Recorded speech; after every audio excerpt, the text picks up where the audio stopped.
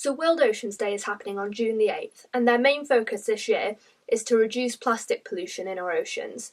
A statistic from the Greenpeace website says that 12.7 million tonnes of plastic ends up in our oceans each year. But if you need any more convincing on why we should help our oceans, here are 3 reasons. Number 1, the animals. Animals all too often get tangled up in these pieces of plastic that end up in the ocean. Or I'm sure you've all seen the video where a turtle has to get a plastic straw removed from his nose. This happens so often where bits of plastic or bits of rubbish end up hurting animals or entrapping them. Things that we really do not want to happen. Number 2, the environment. We all know we've only got one shot at this earth, and we don't want to leave it as a wasteland for future generations.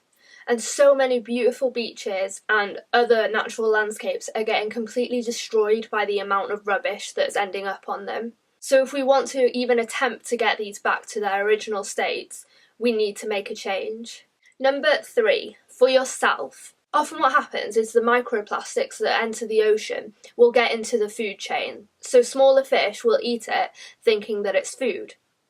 And then if you eat fish, then you will also be eating those plastics that enter them. So if there's no other reason to do it for your own health.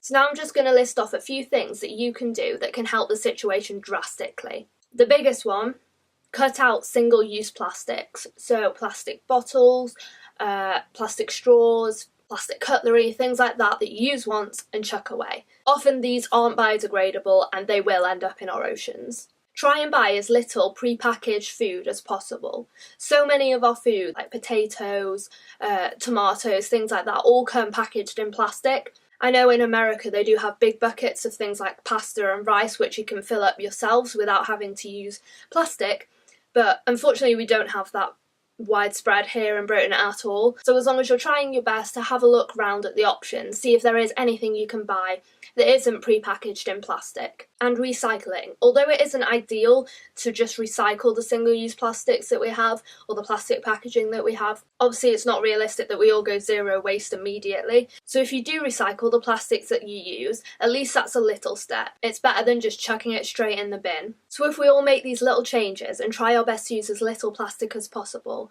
we could be on the right track in no time.